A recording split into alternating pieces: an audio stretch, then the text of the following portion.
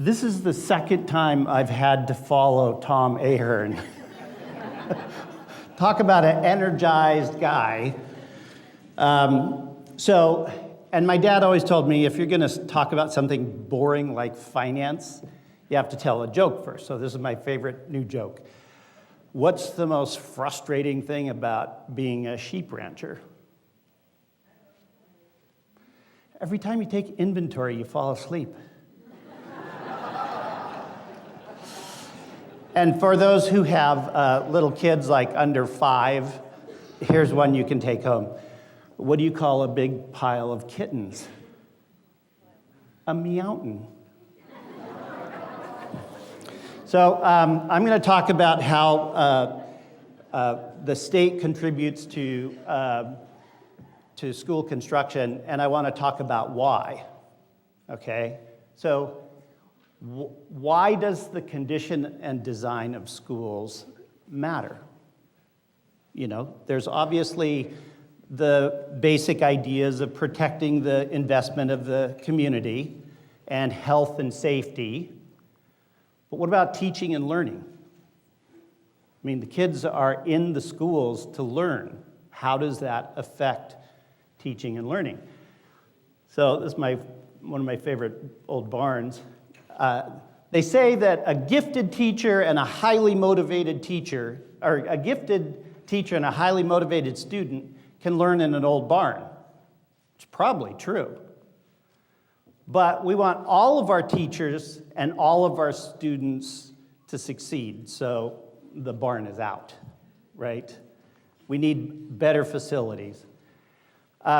What do we know about how school design and a school condition influence, learning and what is important in terms of design and condition? Well, there's been a remarkable amount of research done in the past 10 years, largely in Great Britain. They actually developed a way to look at different schools, and then they correlated with different learning progress. Lighting, temperature, and air quality is a huge contributor. If the room is stuffy, either too cold, too hot, the lighting is putting the kids to sleep. There's not, natural lighting coming in from windows. The progress of the students suffer. The flexibility and ownership of the education space is important. How many people understand now that the world's different and you have to be able to educate kids to be flexible, to probably have several different careers and deal with that kind of change?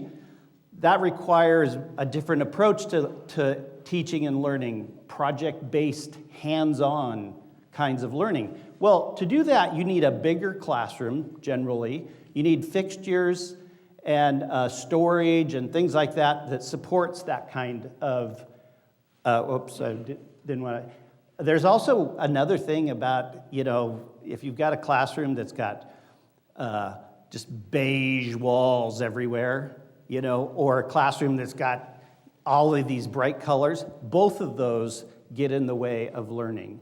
So there is some evidence now about what matters. You need, like I said, the right kind of fixtures and the right amount of space to do this kind of teaching. There are a lot of specialized kinds of learning, STEM, science, technology, engineering, mathematics, that need specialized spaces. And you need, obviously, in today's environment, some systems to address security issues. So now we're going to talk about the numbers. I had the audacity to testify to the Ways and Means Committee and declare that the count is the Ways and Means official Muppet. So I continue to like to use that. Here's what, based on data that the school district submits to the superintendent of public instruction, here's the mix of your square footage. So you got a quarter of your total school square footage that is over 50 years. You've got 30 to 50 years that is better than half.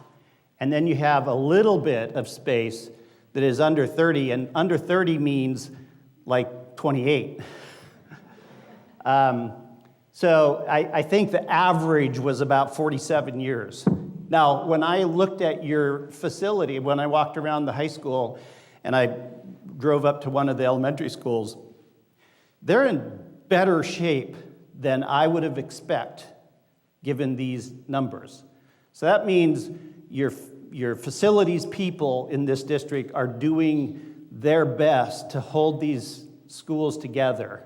I think it's probably time to deal with the age problem, but it's not like in some districts where they built crappy schools to begin with and failed to maintain them, and now 20, 25 years later, they need to be replaced. That's not what you're dealing with. The school construction is financed with both state and local money. However, schools are owned, designed, constructed, and maintained by school districts. What the state contributes is a grant to help the school districts do that. And the Constitution allows the school district to go in debt for the purpose of constructing. So there was an assumption from the get-go that the districts would be a player in that.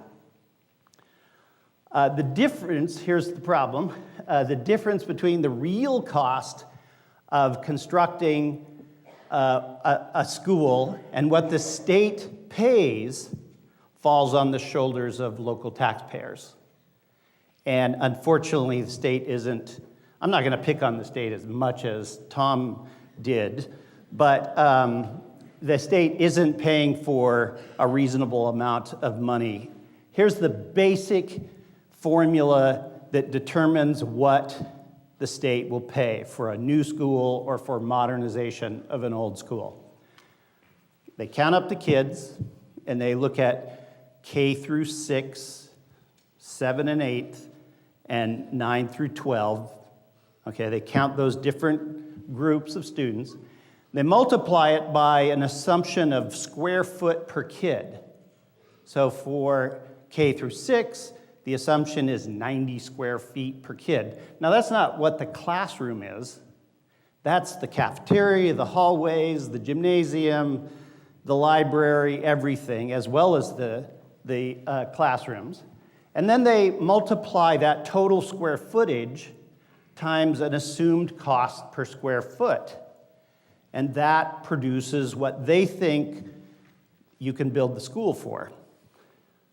That project cost gets multiplied by the district financial assistance percentage, which was mentioned earlier, that is based on the relative property valuation in the district compared to the state. So they do a good job counting the kids. Not so good at the square foot assumption. In an elementary school, it's pretty standard to do 120 square feet, 130 square feet per kid. Like I said, the classrooms need to be a little bit bigger to deal with hands-on learning.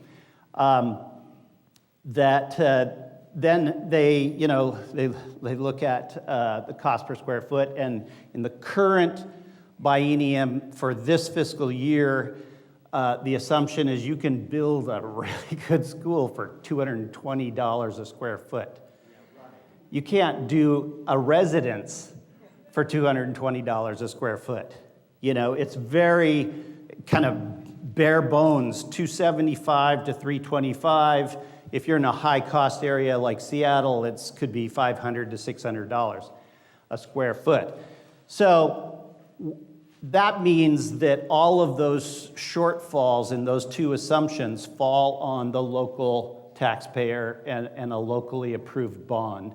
And for some districts, that burden creates a barrier to actually enacting those bonds. So the money from the state also comes from debt. The state has a limited debt capacity. It's about, in this biennium, about $2.5 billion. But the state also has some revenues, cash, that they get from mostly harvesting trees. So when the state was set up, the federal government said, here, every whatever section, these two sections of every township, remember your geography, those are owned by the common schools. And the land is supposed to be managed for the benefit of those common schools. That money goes into the school construction appropriations by the state.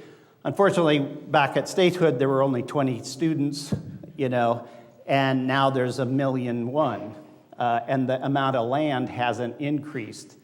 So, and it's not all cutting trees, it's agriculture and some other investments too. So that hasn't been growing to keep pace with the growth in the number of students and the cost for schools. At the local level, it's bonds and a capital levy. And the capital levy repairs the roof, but the bond is something you need to actually do a complete modernization of a school. As I said, they pay for lower cost repairs and improvements, whereas bond pays for major repair or major improvements. Why is it okay to borrow money? Some of you homeowners, you did it, right? Could you imagine how your voters would respond if you said, we're going to tax you, and we're going to put it in the bank every year, and we're going to build up a big fat reserve so that 20 years from now, we'll fix the school? How many voters would vote for that, right? Not very many. So the reason to do debt is because the beneficiaries of that new school will be paying the debt service on the bond.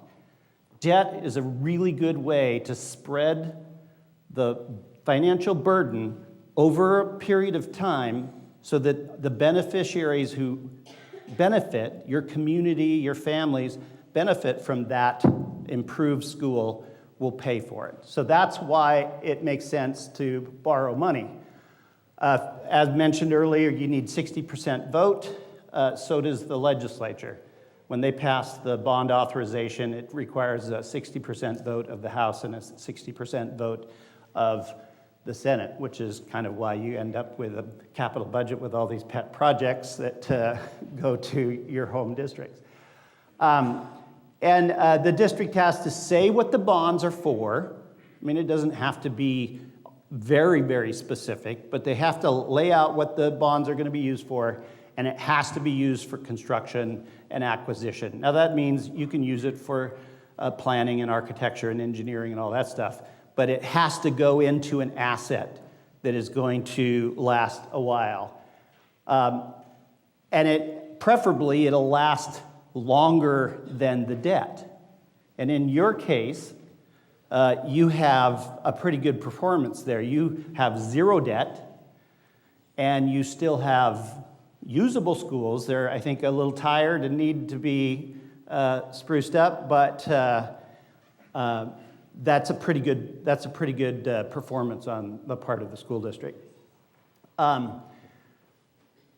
So somebody had asked, does the M&O levy pay enough? That's really for the electric bill, janitorial services, things like that. It's really not designed to pay for repairs of the facility that are involved where you're hiring a contractor.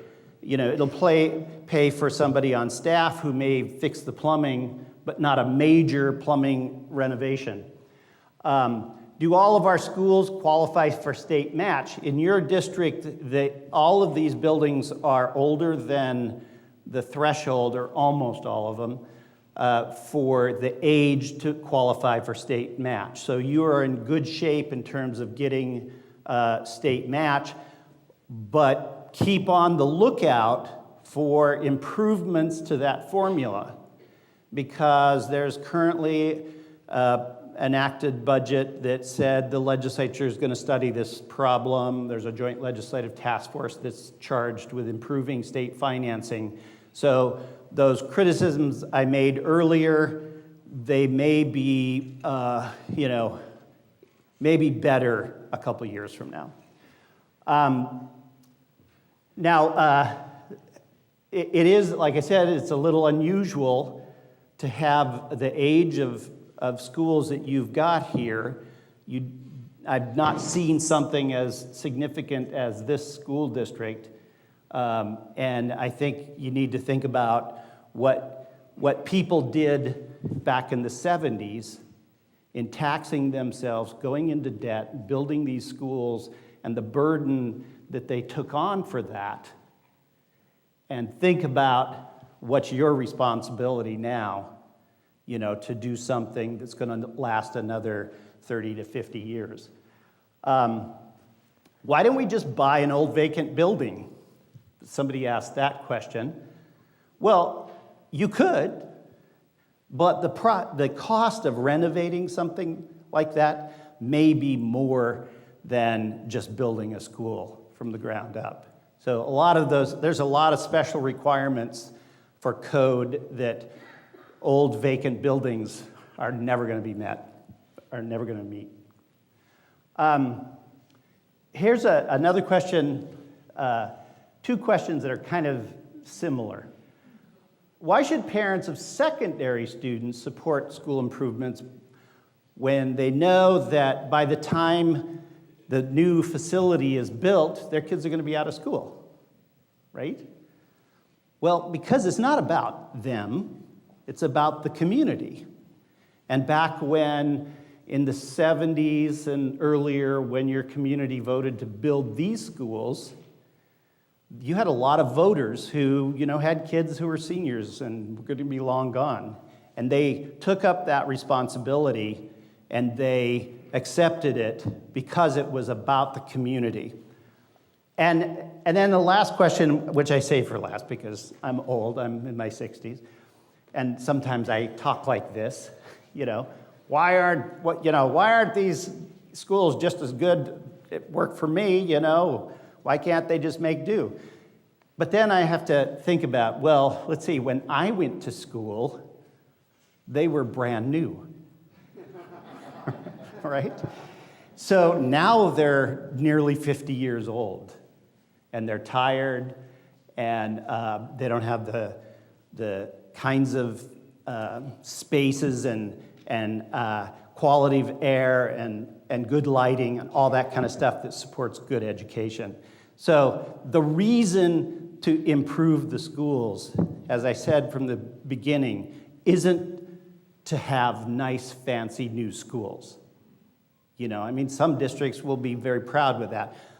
The reason is because you're also spending a lot of money on teachers and MSOC and all those other things because you're trying to educate students.